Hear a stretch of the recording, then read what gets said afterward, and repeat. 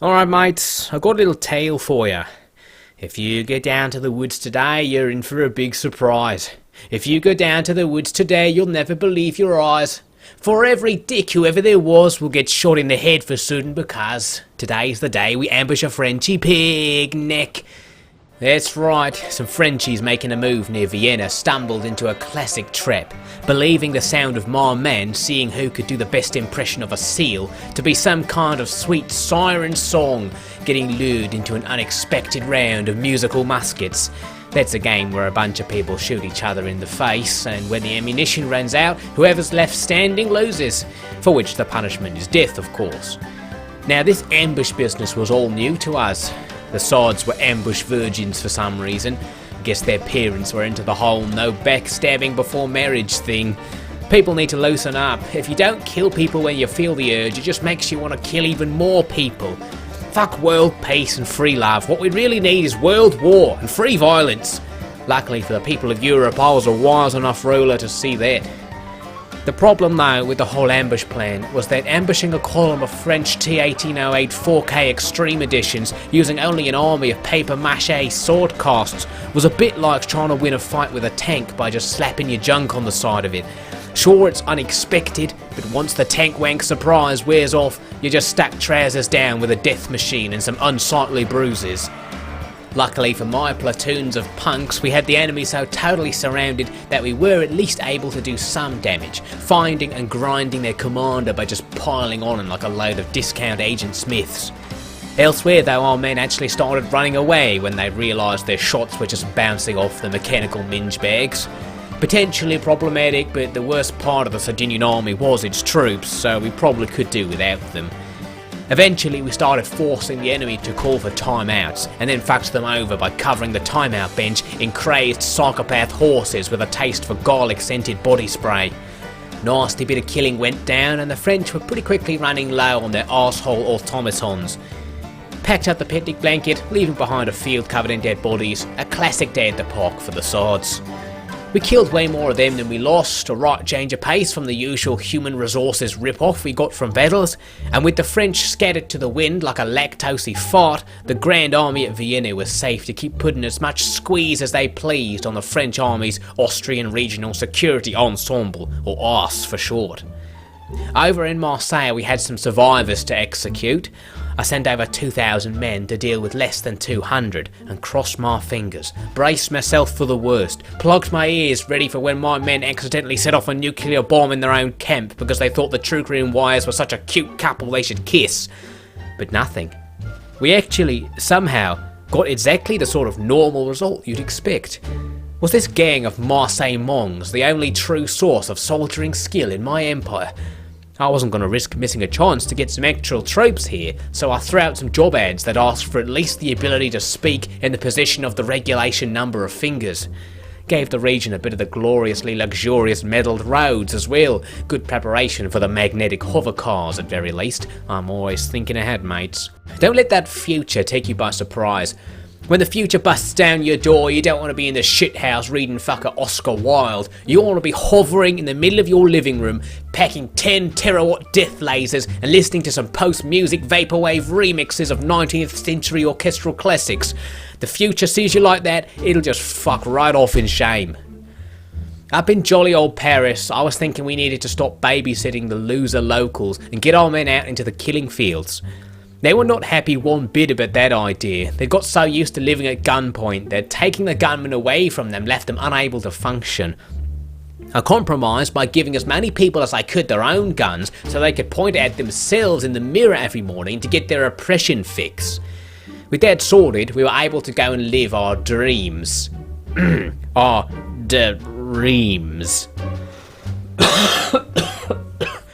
So the place fell so quickly and easily that actually I could send half my men back to Paris to prevent the picky people panicking particularly perturbingly, pressing petty prosecutions pertaining to poorly performing Primarchs passing. Oh, for fuck's sake, what am I talking about? Moving on. Right. The next point to cover is that in Bavaria there was a little French army hanging out outside Munich.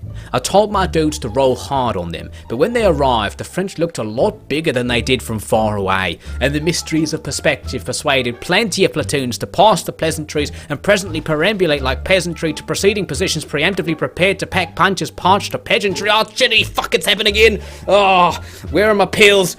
Oh, okay. What I'm trying to say is that we retreated from battle, but a whole extra French army was holidaying in the Alps and showed up to blow my flea-ridden fleas into the next episode. That meant they could just take my Alpine lodge and bust down into my territory in Italy. Had to start handing out guns to the itty-bitties like chocolate to pigs, snorting up gunpowder in return for the promise that they'd go apeshit on any French flag-themed bogans who showed up around town. The next topic of interest was Vienna, where after I bust up earlier there weren't all that many Frenchies left lying in the road blocking our way in. They had help though from an army outside of town, so we needed to spook them off. I told my men to go over to the Frenchies and ask if they wanted to go grab a pint sometime. As expected, the French made their excuses and fucked off to their conveniently simultaneous dentist's appointments never to be seen again. That meant I could finally bulldoze my way into the centre of European culture itself.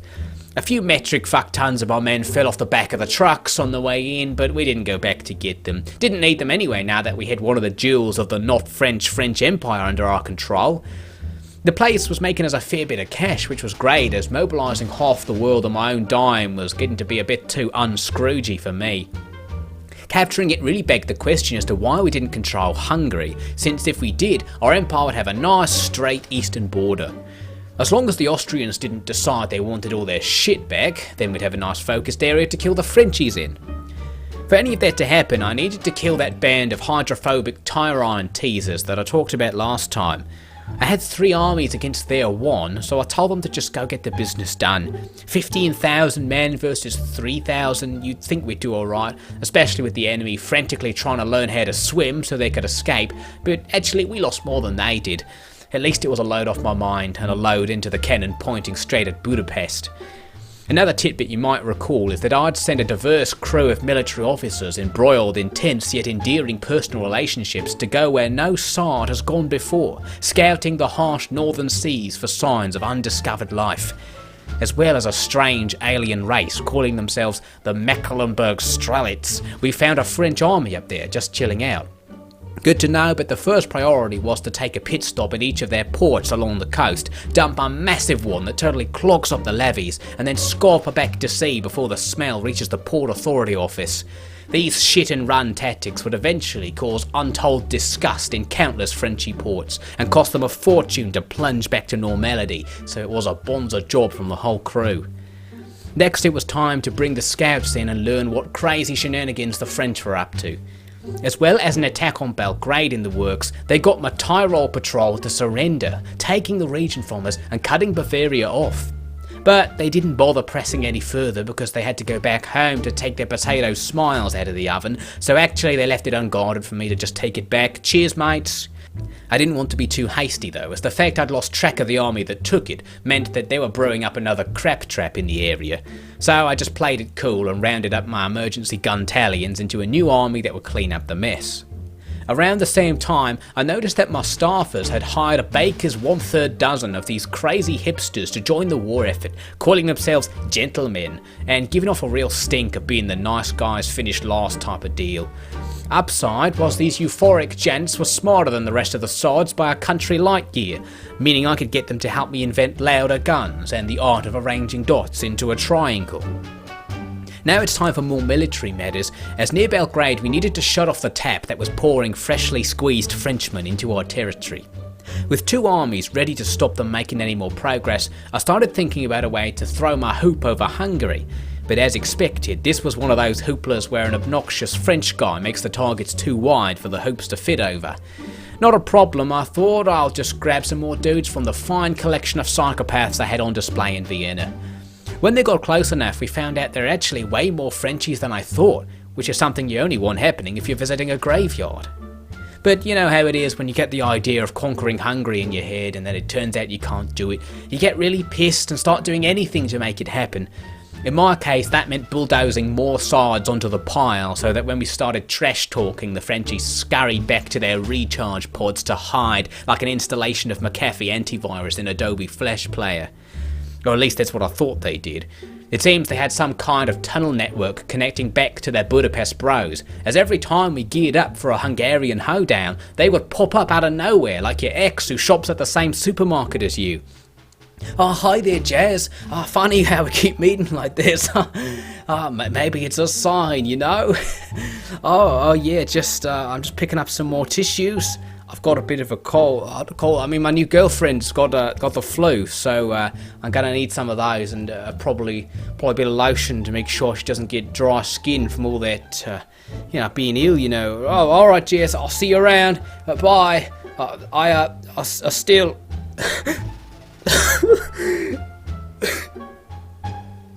Anyway, getting on to the action from the French, they put Vienna under siege yet again. They had been under siege so much that they'd started believing their reality was actually a big TV show, and the reason no one would let them go out of town was that they'd discover the rest of the world was just a painting on a giant dome over their studio. Since they already believed that was the case, I ordered my dudes to actually go ahead and plop the dome down. I was salivating at the idea of the ad revenue I was going to get from this reality TV gold, especially with corpse looting for intermediates now being cancelled by those network fat cats who couldn't deal with all the complaints from the contestants' grieving families. Interestingly, they didn't attack Belgrade. In fact, they were reeling their men back into the Hungarian hot pot. So now basically all the forces from both sides were hanging around Budapest waiting for their sundials to read killing o'clock. Luckily for me, our sundials all ran 2 hours ahead of time, so we were going to get to make the first move. I brought up the guys from Belgrade to make it really cosy, and then thought we'd probably be able to own everyone up no problem. But all the bookies were betting on the Frenchies to win, even after I bought 20,000 bloody men, so clearly they knew something I didn't. Had the French upgraded their armour to fuck-offium strong-tied alloys? Or more likely, had the Sardinians just scoffed a handful from a pick and mix stand that only stocked laxatives and MDMA? Whatever the case, I was going to have to wade into the shitstorm to sort it all out before it became a shit NATO.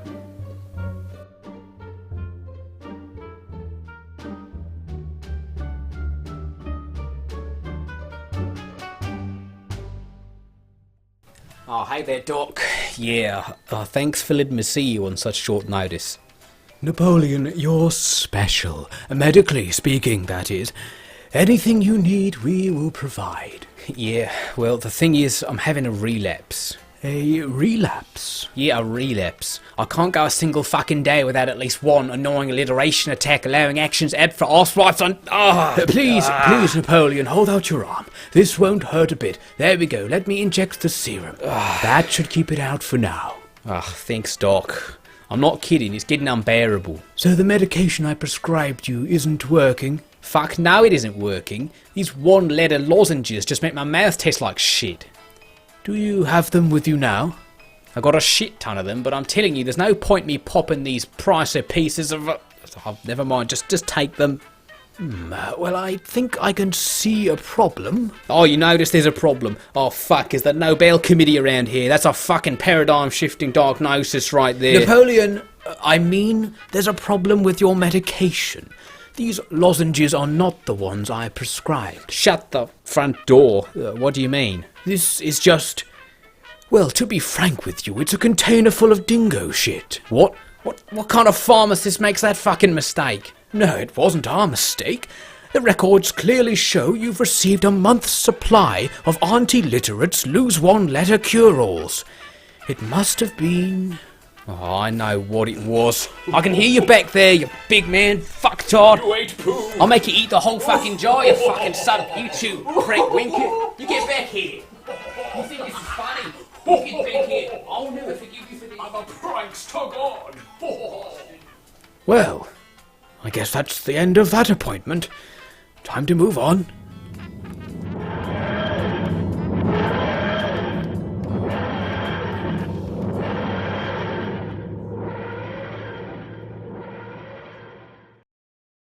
Had to start handing out guns to the itty-bitties like chocolate to pigs, snorting up that gunpowder in return for the promise they'd go apeshit on any spaghetti. Why the fuck did I say spaghetti? The word's French. Okay.